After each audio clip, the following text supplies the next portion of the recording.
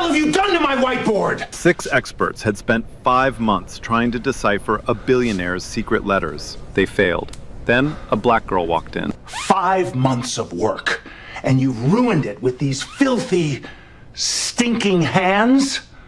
Do you know what you've done? This is coded research, worth more than 10 lifetimes of your earnings. And you, a cleaner, are contaminating it with your tiny brain. I didn't erase anything. She said softly. I just added 4 words. He laughed, contemptuously. 4 words. From a black cleaner? Then he looked at the whiteboard. His face suddenly turned pale. What had she written? Lawson didn't wait. He grabbed a cloth from the desk and wiped the whiteboard clean. Every symbol, every word, gone. His hand was shaking, not from anger, from something else, something he wasn't ready to name. He turned to the 2 colleagues standing behind him. Not a word about this, to anyone. Then he pointed at Sasha.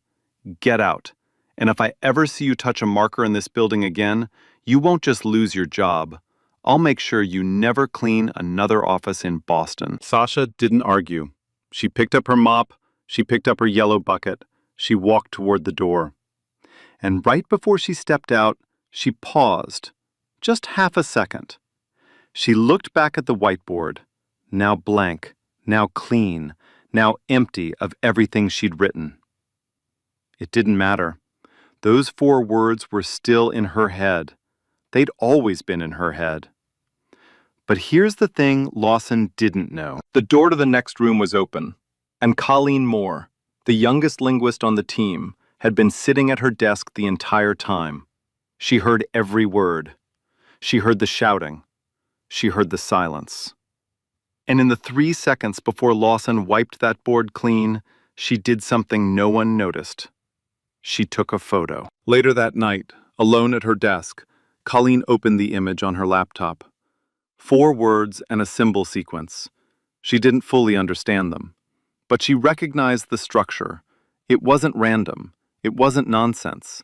It was a transliteration key, a bridge between the cipher in letter number 6 and what appeared to be an ancient script.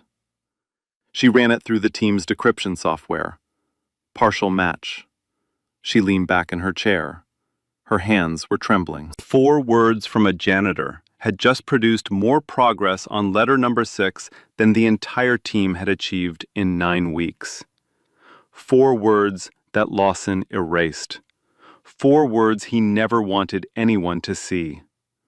Colleen saved the photo in a locked folder on her laptop. She didn't tell Lawson. But now she had a decision to make. Go to Lawson, the man who just threatened to destroy a young woman's life? Or go directly to the woman herself? Colleen chose the woman. The next night, she stayed late, on purpose. She waited until every office went dark. Then she walked downstairs, past the lobby, past the security desk where Officer Brenda Collins gave her a curious look, down into the basement, where the air smelled like bleach and wet concrete. She found Sasha in the supply closet, not cleaning, not organizing, sitting on an overturned mop bucket, legs crossed, reading a book so worn the spine was held together with tape. Colleen tilted her head to read the cover. Comparative Semitic Linguistics. A library copy, water damaged, dog-eared on at least 30 pages. A janitor, reading ancient language theory, in a supply closet, at 11:30 at night. Colleen knocked softly on the open door. Hey, can I talk to you for a second? Sasha looked up. Her face didn't change. Not surprised, not nervous, just still. The kind of still that comes from years of being careful around people who hold power over you. I'm on break, Sasha said, like she needed to explain why she was reading. I know. Colleen stepped inside. She pulled out her phone. I need to show you something. She opened the photo, the one she'd taken 3 seconds before Lawson wiped the board. She turned the screen toward Sasha. Did you write this? Sasha looked at the image. Her expression didn't shift, but her breathing changed, just barely. Yes. Can you tell me what it means? Silence. Sasha's eyes moved across the photo, not scanning, reading. The way someone reads a sentence they already know by heart. 8 seconds passed. The supply closet felt smaller. Then she started talking. Not guessing, not stumbling, explaining. She said the cipher in letter number 6 wasn't one system. It was 3 systems, stacked on top of each other. The first layer was a substitution cipher, built on an ancient Ethiopian script. The second layer used West African symbols, each shape carrying a phonetic value. The third layer mapped the whole thing onto a rhythm pattern based on Morse code. 3 locks on 1 door. And the team had been trying to pick just one. Colleen's lips parted. No sound came out. Her phone nearly slipped from her hand. Sasha caught herself. She looked at the floor. I should get back to work. How do you know this? A pause. Sasha ran her thumb along the edge of the taped-up book. My granddad taught me. He said codes are just languages that haven't been introduced yet. Colleen didn't move for a long time. The fluorescent light above them buzzed and flickered once. That night, Colleen couldn't sleep. She lay staring at the ceiling, running the math in her head. 4 words on a whiteboard, a partial transliteration key, 3 interlocking cipher layers, identified in 8 seconds by someone with no degree, no training, no credentials.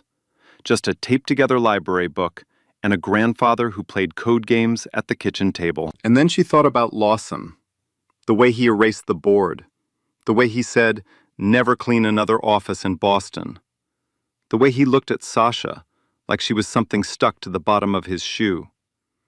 He had the answer standing right in front of him, and he wiped it away. Because it came from the wrong hands, the wrong skin, the wrong job title.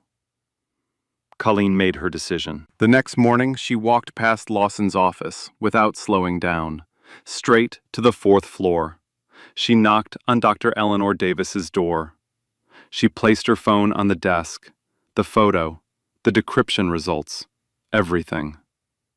Davis studied the screen. Her reading glasses caught the light. She didn't speak for a full minute. Then she looked up. Who did this? The night janitor, Sasha Underwood. She's 22, no degree. Lawson caught her 2 nights ago. He erased everything and told her he'd end her career. Davis removed her glasses, set them on the desk, slowly, the way someone does before saying something they've already decided. Bring her to me. Colleen hesitated. What about Lawson? Davis didn't blink. Lawson had 5 months and 6 experts. He can handle a meeting. To understand Sasha, you have to understand Darnell. Darnell Underwood was a postal worker for 38 years. He sorted mail in Dorchester, 6 days a week, rain or snow. He never went to college, never left Massachusetts. But that man had a mind that didn't quit. He taught himself French from library books, then Arabic, then Amharic, then Yoruba. Not fluently, not perfectly, but enough to see the patterns between them, enough to fall in love with how languages hide inside each other. When Sasha's mother died, Sasha was 4. Darnell took her in. No debate, no hesitation. He raised her alone in a 2-bedroom apartment with a kitchen table that had a burn mark shaped like a crescent moon. That table became their classroom. Every night, Darnell would write Sasha a message in a homemade cipher, scraps of French mixed with Yoruba, Arabic letters rearranged into puzzles, symbols he invented himself. He called it the letter game. Sasha solved them all by 9. By 12, she was inventing ciphers Darnell couldn't crack. He'd sit across from her, squinting at her puzzles, shaking his head, laughing. Girl, you're smarter than the mail system, and that thing's been confusing people for 200 years. His leather notebook, the one Sasha carries in her back pocket to this day, was originally a postal route log. He repurposed it, filled it with every cipher game they ever played, every pattern, every code. Page after page of a language only 2 people on Earth could read. At 16, Sasha applied for a linguistics scholarship. She was a finalist. At the interview, the panel assumed she was there for the janitorial apprenticeship in the same building. She was redirected to the wrong room. Twice. She never went back. Now she's 22. She cleans floors at night. She reads on her breaks. And Darnell, 76 years old, has early-stage Alzheimer's. Some days he calls her by name. Some days he doesn't know who she is. But here's the thing that breaks your heart wide open. He never forgets the ciphers. Sasha doesn't carry that notebook because it's useful. She carries it because it's the last thread connecting her to the version of her grandfather who still knows her. 2 days later, Sasha walked into the war room. Not with a mop, not with a bucket. With Darnell's leather notebook in one hand and a chipped coffee mug from the Boston Public Library in the other. She was still wearing her janitorial uniform, dark blue. Her ID badge still read Facilities. She hadn't been given a new one. Nobody had offered. 6 experts sat around the conference table. 5 of them had never spoken to her. The 6th was Lawson. He didn't look at her. He looked at Dr. Davis. For the record, I object to this, formally. Davis didn't respond to him. She gestured toward the corkboard where letter number 6 was pinned, the original, handwritten, behind protective glass. Ms. Underwood, whenever you're ready. The room was silent. The projector hummed. The air smelled like dry erase markers and stale coffee. 6 pairs of eyes locked onto a 22-year-old janitor who had no business being in this room. Sasha approached the corkboard. Her hands were shaking. She tucked them behind her back. The same posture she'd held when Lawson screamed at her 3 nights ago. But this time, she wasn't hiding. She was steadying. She studied the letter. 1 minute passed. Nobody spoke. The silence got heavy. One of the experts shifted in his chair. Another checked his watch. Then Sasha opened her mouth. And the room changed. She said the team had made a fundamental error. They've been treating the 9 letters as 9 separate puzzles, 9 independent ciphers, 9 locked doors with 9 different keys. But they were wrong. The letters weren't independent. They were sequential. Each letter's encoding system contained a hidden clue, a clue that unlocked the decoding key of the next letter. Miss the sequence, miss everything. One system, 9 layers, all connected. And nobody on this team had seen it. She turned to the whiteboard. She picked up a marker, the same kind of marker Lawson had ripped from her hands 3 nights ago. She began decoding the first 40 words of letter number 6. Live, in real time. She pulled transliterations from memory. She cross-referenced symbol values from Darnell's notebook. And then, the part that made Colleen's breath catch. She tapped out a rhythm on the conference table with her fingertips. Soft, precise, almost musical. Morse code, embedded in the 3rd cipher layer. A rhythm pattern hiding inside the symbols. Her fingertips on the table were the only sound in the room. She read the decoded passage aloud.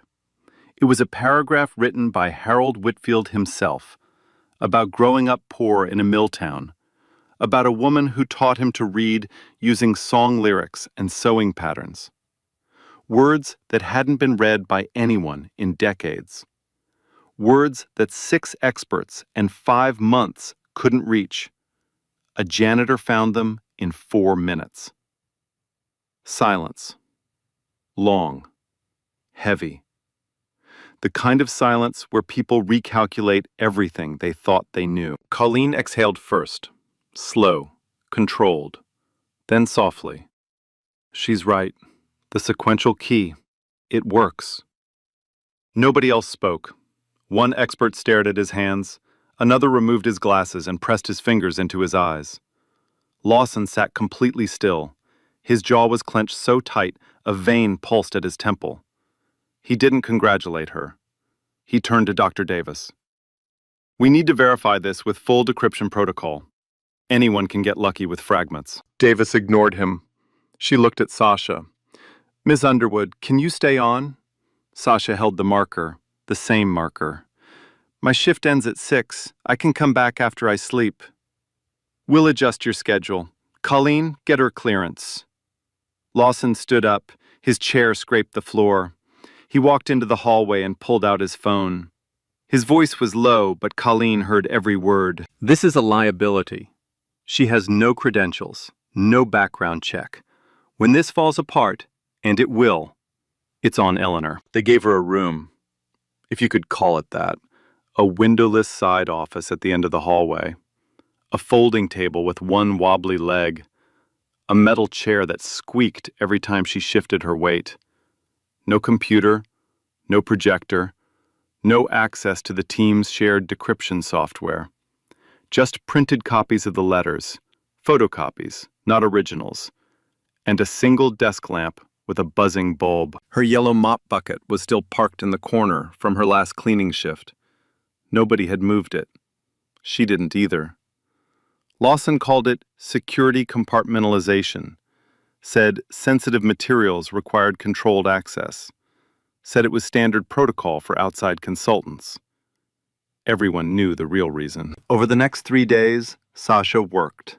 Alone. She filled notebooks with transliterations. She mapped cipher connections between letters. She made more progress in 72 hours than the team had made in 5 months. But in the daily briefings, Lawson never used her name. He referred to her work as the supplemental notes, her findings as the auxiliary input, her breakthroughs as unverified data points. 2 team members followed his lead. They wouldn't sit next to her in meetings. They addressed their questions to Colleen instead, even when Sasha was the one who'd done the analysis. One senior cryptographer left the room every time she entered. Didn't say why. Didn't need to. Colleen fought. She printed Sasha's transliterations, carried them to the main room, argued for integration. She was met with eye rolls and silence. Then came the coffee moment. Sasha walked into the break room to refill her chipped BPL mug. 2 men were already inside. Lawson and a man she hadn't seen before. Tall, expensive suit, silver watch. Preston Wells, Harold Whitfield's nephew. The man who stood to inherit $1.8 billion if the team failed. Preston looked at Sasha. His eyes moved from her face to her janitorial badge, back to her face. Eleanor told me she brought in a specialist. He turned to Lawson, smiled. This is the specialist? Lawson didn't answer. He didn't need to. The smile said everything. Preston leaned against the counter. So let me understand this. My uncle's legacy, his entire life's work, is in the hands of... He gestured at Sasha with his coffee cup. A lazy wave, like he was pointing at a piece of furniture. This? Sasha poured her coffee. Her hand was steady. She walked out without a word. She went back to her windowless room. She sat in her squeaky chair. She opened Darnell's notebook to a random page, one of his old cipher puzzles. She solved it in her head in 4 seconds. She didn't cry. She didn't rage. She didn't need to. This is who she was. No one's laughter changed the math. But that night, she almost didn't come back. She sat in her apartment in Dorchester, staring at the wall, the notebook closed on the table. For the first time in her life, she asked herself if it was worth it. The room with no window, the name no one used, the smile on Preston's face. She picked up the phone, called Darnell. He answered on the 5th ring. His voice was foggy. "Granddad, it's me, Sasha." Silence. Then, "Who?"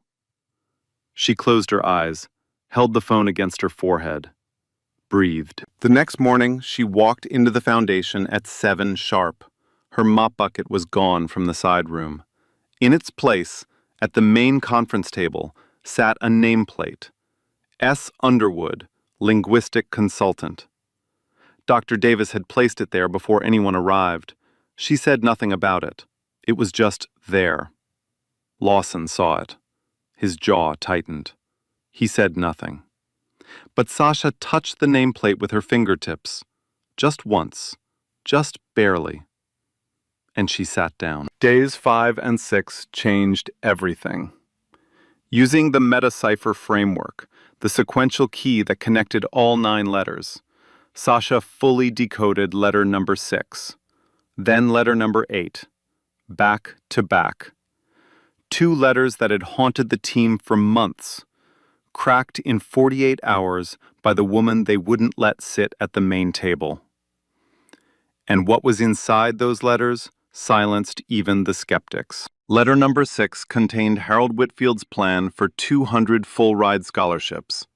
Every one of them designated for first-generation college students, kids from families where nobody had ever held a diploma. Kids like Sasha. Letter number 8 described a literacy initiative spanning 12 American cities, libraries, after-school programs, community reading centers in neighborhoods that had been forgotten by every system designed to help them. A billionaire had locked his kindness inside a puzzle, and a janitor was the one setting it free. The team began to shift, quietly at first. The senior cryptographer, who used to leave the room when Sasha entered, he stopped leaving. Then he started asking questions. Then he started directing those questions to her instead of Colleen. One afternoon, he caught Colleen alone in the hallway. He spoke quietly, like a man confessing something he was ashamed to admit. "I've been doing this for 25 years. She sees things I don't even know to look for." Colleen said nothing. She just nodded. She already knew. The work itself was something to witness. Letter number 8's cipher included a layer based on West African textile patterns, kente cloth color codes, where each color carried a phonetic value. Sasha identified this because Darnell had taught her to read kente patterns as a child. His own mother had been a weaver in Georgia. Colors weren't decoration. They were language. Sasha's hands moved across the photographed margins of the letter, tracing invisible threads. Her pencil scratched across graph paper, mapping color references to sound values in real time. The room was silent, except for the scratch of graphite and a low whistle from Colleen that she didn't even realize she'd made. Lawson requested to review all of Sasha's decoded outputs, called it quality assurance, standard procedure, he said. He found no errors, not one. He didn't say so publicly. Every evening, Sasha called Darnell from the break room. She'd sit on the counter with her BPL mug and describe the ciphers to him, the patterns she'd found, the layers she'd peeled apart. She spoke to him the way you speak to someone who built the house you're standing in. One night, he was lucid, clear as glass. "You cracking those rich man's letters, baby girl?" She laughed, a real laugh, the first one we'd heard. "Yeah, Granddad, I'm cracking them. That's my girl. That's my little code breaker." The next night, he didn't know who she was. She described the ciphers anyway. She talked for 20 minutes to a man who couldn't remember her name. Because the codes were the last bridge between them, and she would keep crossing it until there was nothing left to cross. But while Sasha was decoding a dead man's dreams, a living man was trying to bury them. Preston Wells filed a motion with Judge Catherine Taylor. He wanted the estate deadline accelerated by 48 hours. His argument? Lack of institutional competence. His real reason? He could feel the money slipping away. Every letter Sasha cracked was a letter that moved $1.8 billion further from his hands. If the judge granted it, the team would lose 2 days they couldn't afford to lose. Letters number 6 and 8 were done. Letter number 9, the final letter, the one containing the passphrase to unlock the entire trust, remained sealed. And the clock just got shorter. It was almost 9 in the evening. The war room was empty. Everyone had gone home.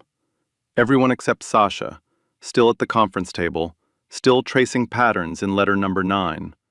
And Dr. Eleanor Davis, who appeared in the doorway holding 2 cups. Not coffee, tea. She'd noticed. Somewhere in the chaos of the past week, between briefings and deadlines and Lawson's cold resistance, Eleanor Davis had noticed that Sasha switched to tea after 8 o'clock. Nobody else had noticed.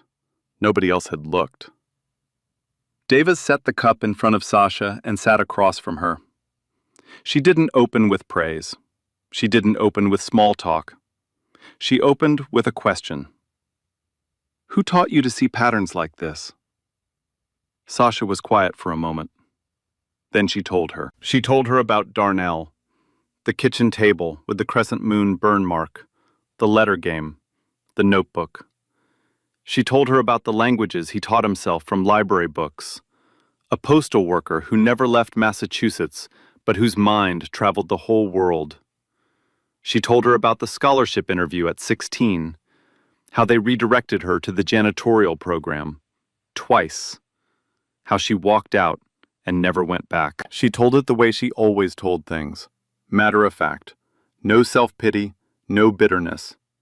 Just the facts of a life shaped by doors that never opened. That's what made it devastating. Davis listened without interrupting. When Sasha finished, the room was very still. The tea was getting cold. Then Davis spoke. I was the first woman hired in my department in 1991. My office didn't have a nameplate for 3 years. They told me it was a procurement issue. She paused. I know what it's like to be in the room, but not be in the room. Sasha looked at her, really looked. For the first time, not as a janitor looking at a director, as one woman looking at another who understood the weight of invisible walls. Davis set her cup down. Regardless of how this project ends, I'm recommending you for the Foundation's Emerging Scholars Fellowship, full funding. Tuition, stipend, research appointment. It's designed for non-traditional candidates. She let that word sit. Non-traditional. A polite way of saying people the system overlooked. Sasha stared at her. I didn't ask for that. Talented people rarely do. Davis held her gaze. That's usually the problem. Silence. The radiator ticked. Somewhere in the building, a door closed softly. Then Davis reached across the table. She picked up the nameplate, the one she had placed that morning. S. Underwood, linguistic consultant. She held it out to Sasha. Take this home. Put it somewhere you'll see it every morning. Sasha took the nameplate. Her thumb ran across the engraved letters, slowly, like she was reading it in a language she'd waited her whole life to hear. She didn't cry, but her breathing changed. The way it changes when something cracks open inside you that you've been holding shut for a very long time. Davis picked up her tea, took a sip, said nothing more. She didn't need to. The nameplate said everything. But letter number 9 was still locked, and they had 3 days left. Sunday afternoon. The building was nearly empty. Sasha wheeled Darnell through the front entrance in his wheelchair. His hands rested in his lap. His eyes moved slowly, taking in the high ceilings, the old stone walls, the light filtering through tall windows. Officer Brenda Collins was at the security desk, the same woman who had watched Sasha push a mop through these hallways for 2 years. She looked at Sasha, then at Darnell, then back at Sasha. She didn't say a word. She just nodded, slow, knowing.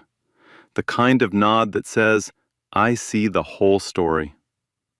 Sasha took Darnell to the war room. She parked his wheelchair in front of the whiteboards, the ones now covered in her transliterations, her symbol maps, her handwriting. Weeks of work, a lifetime of preparation. All of it spread across 6 boards in red and blue and black marker. Darnell was having a good day. His eyes were clear. He leaned forward in his chair and studied the boards the way Sasha studied them, that quick lateral scanning, left to right, back again. The same eyes, the same gift, the original and the copy. He was quiet for a long time. Then he raised a shaking hand and pointed at a symbol cluster on letter number 9, the one nobody had cracked, the one that kept Sasha up at night. "That's Morse," he said. His voice was thin but certain. "But it's backwards, and it's grouped in 3s, not 4s. He tapped the arm of his wheelchair. A rhythm. The same kind of rhythm Sasha had tapped on the conference table days earlier. The same instinct. The same ear. Sasha stared at him. She grabbed a marker. She wrote down exactly what he said. She tested it against the undecoded sections of letter number 9. It opened a new layer. Her hand froze on the board. She turned around. Darnell was looking at her, not at the boards, at her. "I knew you'd find the room where they needed you," he said. "I just didn't know which room it would be." The afternoon light came through the tall windows and made long golden rectangles on the floor. The wheelchair motor hummed softly. The old paper smell of the letters filled the air. Sasha knelt beside him. She took his hand. Thin, warm, familiar. She didn't speak. She didn't need to. Some languages don't use words. In the doorway, Colleen stood with her laptop bag over her shoulder.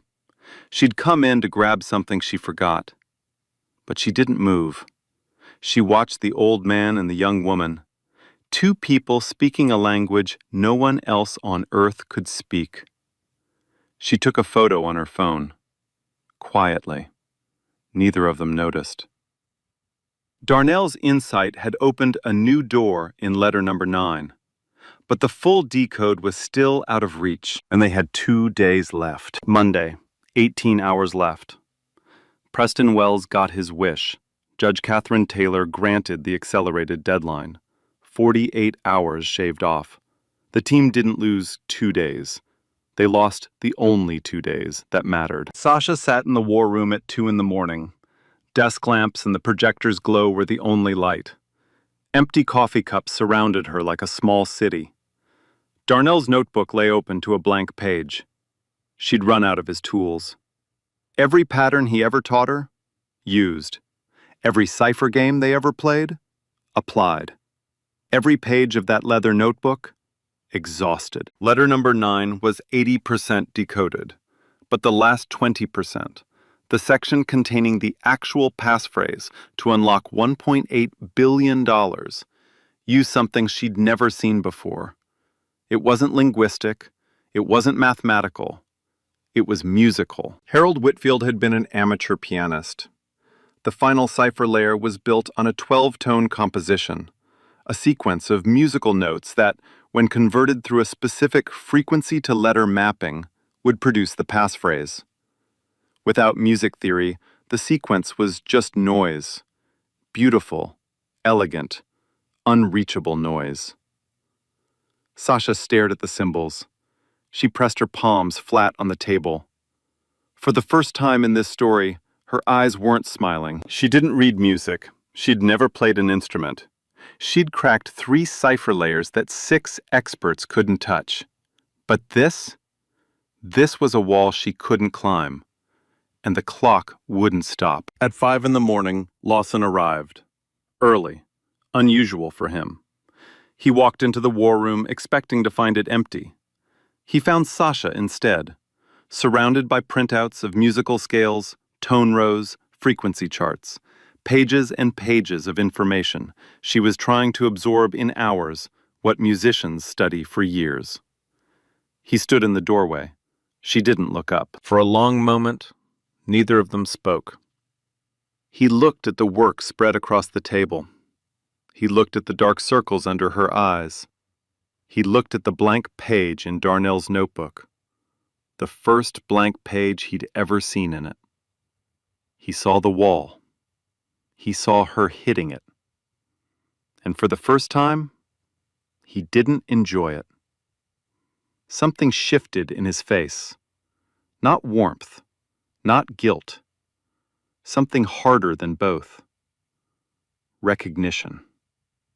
The kind that costs a man his pride to admit. He pulled out a chair.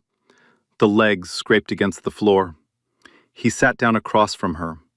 The same table, the same room where he'd screamed at her, where he'd called her work nonsense, where he'd erased her writing and threatened to end her career. "I have a doctorate in applied mathematics from MIT," he said. "Before cryptography, I studied computational musicology." Sasha looked up. Her eyes were red. "I can help you with the tone row." A long silence. The projector fan hummed. A car passed on Commonwealth Avenue, its headlights sweeping across the ceiling. "Why?" Lawson didn't flinch. "Because the letters deserve to be read." He paused. The next words came slower, heavier, like stones he had to push uphill. "And because I was wrong about who could read them." Sasha held his gaze. She didn't thank him. She didn't forgive him. She slid a printout across the table. "Then show me how 12-tone rows work." They worked together for 6 hours, side by side. No small talk, no apologies, just the work. Lawson explained the musicological framework, how 12-tone rows function, how composers arrange sequences, how Whitfield likely mapped sound frequencies to character values. Sasha listened. She absorbed. She connected. Then she found it. The tone row wasn't random. It was based on a specific melody, a hymn. She recognized it not from any music class, but from Darnell's kitchen. He used to hum it while writing his hardest ciphers.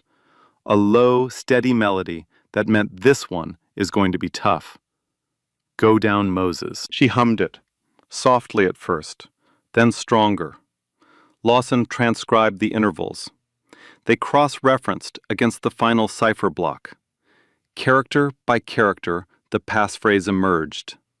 Painfully slow, then faster, then all at once. The rest of the team arrived at 9. They found Lawson and Sasha standing at the whiteboard, side by side. The entire passphrase decoded. 42 characters, written in blue marker. Colleen read it aloud. The room went still. "The hand that cleans the floor may write the future." Nobody moved. Nobody breathed. Every set of eyes in the room turned to Sasha, then to her hands, then to the yellow mop bucket that was still sitting in the corner. The same bucket she'd pushed through this hallway for 2 years. The same bucket that was there the night Lawson found her at the whiteboard. Harold Whitfield, a man who died before Sasha was born, had written a passphrase that described her life. He never knew her name. He never saw her face. But somehow, he knew she was coming. A billionaire who grew up poor in a mill town, who was taught to read by a woman using song lyrics and sewing patterns. He didn't design this puzzle for experts. He designed it hoping the experts would fail, hoping someone unexpected would walk in, someone whose hands knew both the mop and the marker. Dr. Davis called Judge Catherine Taylor's chambers. The passphrase was tested against the escrow system by the estate's independent auditor. It worked. The $1.8 billion trust unlocked. Preston Wells's legal challenge was dismissed. He left the courthouse with his lawyer. No comment, no statement. 5 months of waiting, millions spent on legal fees, and in the end, he was beaten by a 22-year-old janitor and a dead man's faith in people like her. In the war room, there was no champagne. No applause. No celebration. Just Colleen putting her hand on Sasha's shoulder. Just Sasha closing Darnell's notebook, every page used, every cipher spent, and slipping it back into her pocket. And the mop bucket, still in the corner, still yellow, still there. Sasha looked at it for a long time. She didn't move it. She didn't need to. It wasn't a reminder of where she'd been.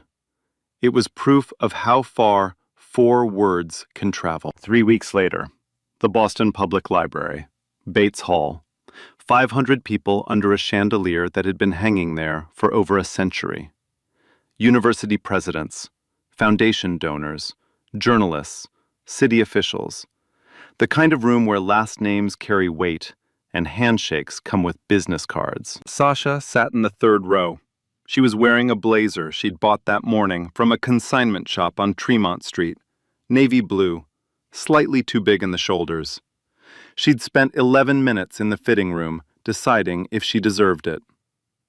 Darnell's notebook was in her inside pocket. Her BPL mug was not with her. Some things belong in supply closets, some things belong in libraries. She knew the difference now. Dr. Eleanor Davis stepped to the podium. The room settled.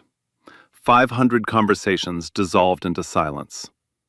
She spoke about Harold Whitfield, his childhood in a mill town, his fortune built on textiles and publishing, his belief that wealth without purpose was just numbers in a vault.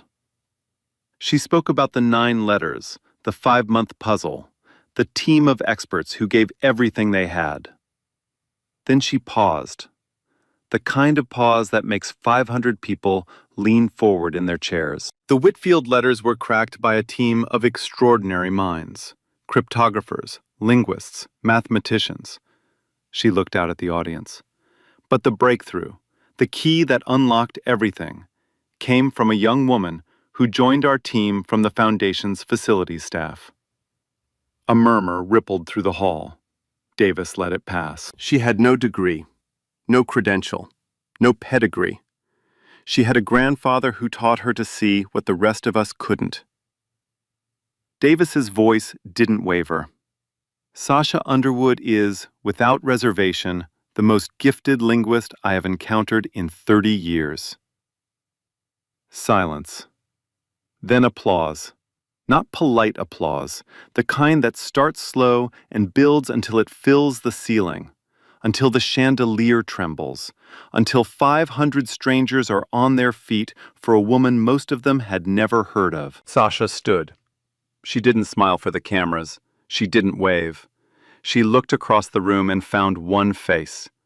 Colleen, standing in the 4th row, clapping with both hands raised, tears running down her cheeks. Sasha smiled at her. Just her.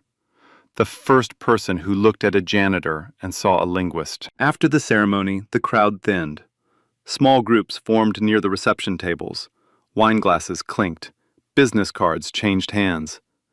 Sasha stood near a window, away from the clusters, holding a glass of water she hadn't sipped. Dr. Davis found her there. She was carrying something wrapped in brown paper. She handed it to Sasha without ceremony. "This is yours." Sasha unwrapped it. A framed copy of letter number 9.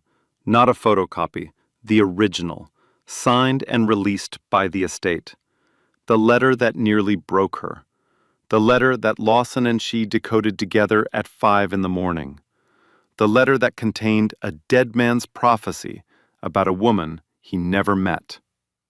Sasha turned it over. On the back, in Davis's handwriting, 5 words. For Darnell, who taught the language. Sasha read it again. Her hand came up to her mouth, slowly, the way a hand moves when the body is trying to hold something in that the heart has already let go. She cried, quietly, standing by a window in the Boston Public Library, holding a billionaire's letter and a mentor's words. She let herself be seen. Not as a janitor, not as a consultant. Just as a granddaughter who learned to love language at a kitchen table with a crescent moon burn mark. Across the room, Officer Brenda Collins stood in her security uniform. She was working the gala. She'd watched Sasha mop floors at midnight for 2 years. She'd nodded at her in the lobby when Sasha wheeled Darnell through the door. She'd seen the whole invisible arc, every chapter no one else had read. She didn't clap. She placed her hand over her heart, and she held it there. Later. The hallway outside Bates Hall. The crowd was gone. The caterers were packing up. Sasha sat on a bench with the framed letter in her lap. Colleen appeared. She was holding something too. A photograph, printed and framed in a simple black border. The photo from the war room. Darnell and Sasha, side by side at the whiteboard, his shaking hand pointing at a symbol cluster, her marker frozen in midair. 2 code breakers, 2 generations, 1 language. "I thought you should have this," Colleen said. Sasha held the photo in one hand, the framed letter in the other. 2 objects, 2 validations, one from an institution that finally saw her, one from a friend who saw her first. She didn't say thank you. She just looked at Colleen the way people look at someone who changed the trajectory of their life. Colleen looked back. Nothing else needed to be said. In the weeks that followed, the story traveled. A clip from the gala. Davis's introduction of Sasha reached 2.2 million views in 3 days. The comment sections filled with the same sentence, repeated in 100 different ways. I see myself in this story. 3 universities offered Sasha admission, full scholarship. The Whitfield Foundation's Emerging Scholars Fellowship was formally awarded. Tuition, stipend, research appointment. Everything Davis had promised that night over tea. The Whitfield Trust released its first disbursement, 200 scholarships for first-generation students, named by unanimous vote of the Foundation's board. The Darnell Underwood Language Fellowship. A national newspaper ran a profile. The headline, "The Janitor Who Unlocked a Billionaire's Legacy." Lawson was quoted in the article. One sentence. Ms. Underwood possesses a kind of intelligence that institutions like ours aren't designed to recognize. That's our failure, not hers. He never apologized to her directly. But in the world of academia, a public quote like that is more than an apology. It's a scar left on purpose. And then Sasha went home. She took the framed letter and the photograph to Darnell's apartment. He was sitting at the kitchen table, the one with the crescent moon burn mark. He was having a foggy day. His eyes drifted. His hands lay flat on the table. She placed the letter in front of him. Then the photo. She opened his leather notebook to the very first page. The first cipher he ever wrote for her. She was 5. Simple letter substitution. A becomes B. The beginning of everything. I solved the last one, Granddad. Darnell looked at the notebook. He looked at the letter. He looked at her. Recognition flickered, like a light coming on in a room everyone thought was empty. He reached for her hand. Thin, warm, trembling. He didn't say her name. He said something better. My little code breaker. He remembered. The kitchen faucet dripped. The late afternoon light turned gold. His hand rested over hers. And for one perfect moment, nothing was forgotten. 6 months later, Sasha Underwood sat in a lecture hall at Boston University. 3rd row, notebook open, pen in hand. Not Darnell's notebook. A new one. Black leather. Clean pages, room for new codes, new languages, new patterns she hadn't discovered yet. She was studying comparative linguistics on a full ride, the Whitfield Emerging Scholars Fellowship. Her first published paper, co-authored with Colleen Moore, was on polyglot cipher systems in African diasporic communication. 2 professors cited it within the first month. She still worked 1 night a week at the Foundation building, not because she had to, because Brenda Collins saved her a locker. Because the third-floor hallway still smelled like bleach and old paper and the beginning of everything. Because some places hold the shape of who you were, and she never wanted to forget the woman who pushed the yellow bucket. Darnell moved to a memory care facility in the fall. His room was small, clean, quiet. On his nightstand sat two things: the framed photograph of him and Sasha at the whiteboard, and his leather notebook, the original, the one with the postal route log crossed out and the cipher games written over it. The staff said he opened it some nights, late, when the hallway was dark and the other residents were sleeping. He'd trace the ciphers with his finger, slowly, like a man rereading a love letter. And he'd smile, not at the puzzles, at the memory of the girl who solved them. On clear days, Sasha visited. They sat together. She'd write a cipher on a napkin, simple ones, the kind he used to make when she was 5. He'd study it. Sometimes he solved it. Sometimes he just held the napkin and looked at her with eyes that remembered more than his words could carry. They still played the letter game. They'd play it until there were no letters left. Dr. Eleanor Davis retired from the foundation that spring. Her final act was a new policy, permanent, written into the foundation's charter. Every research project must reserve one position for a non-credentialed community applicant. No degree required, no pedigree, just ability. She called it the Open Door Protocol. Colleen Moore was promoted to senior linguist. She and Sasha presented together at conferences now, side by side. The woman who took the photo and the woman in it. Gregory Lawson still led cryptography projects at the foundation. He never apologized to Sasha in person, but he cited her methodology in his next 3 published papers. Every citation was a public admission, printed in academic journals, permanent, irreversible. Sasha didn't need the apology. She had the citations. In academia, that's louder. The Darnell Underwood Language Fellowship funded 34 students in its first cycle. One of them was a 19-year-old dishwasher from Baltimore who spoke 4 languages and had never been inside a university. He read about Sasha's story online. He applied the same night. His application essay was 1 sentence. If she could walk in, so can I. So here's what I want to ask you. Tomorrow morning, you're going to walk into a building, an office, a school, a hospital, a store, and there will be someone there you've never really looked at.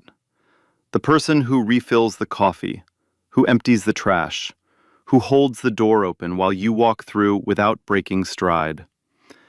Ask them one question you've never asked before. Just one. You might be standing next to someone extraordinary who's been waiting their whole life for a single person to notice. If this story moved you, if you've ever been underestimated, if you've ever been the one who finally saw someone, tell me. Drop a comment. I read every single one. Share this with someone who needs to hear it today. And if you haven't already, subscribe. Because this channel is built on stories like Sasha's. Stories the world almost missed. And if you're in a position to hire, to mentor, to open a door, build your own open door protocol. One position, one chance. You never know what you'll unlock. Remember this. The hand that cleans the floor may write the future. Remember that. You know what I learned from Sasha? We judge people by what we see. The uniform, the job title, the name tag, and we think that who they are. But it's not. It's just what they're wearing. What someone does for a living is not what they're capable of. And we mix those two things up every day. And here's the hard truth. How many geniuses have we worked past? How many people with something incredibly inside them? And nobody ever stopped to ask. Nobody ever said, what do you think? We just assumed because of the uniform, because of the job, because of the skin, and we lost them. The world loved them, and we didn't even know. But I need to say this to anyone who feels invisible right now. People not seeing you doesn't mean you are not there. It means they are not looking. Because one day the right door opens, and when it does, you will be ready. Not because someone gave you permission, because you never stopped. So, let me ask you, when was the last time you really looked at someone you see every day? Not a jail job, a them. Try it tomorrow. Your mind to be surprised. Like, share, and subscribe. Real stories, real justice, every week. And remember, the hand that cleans the floor may write the future.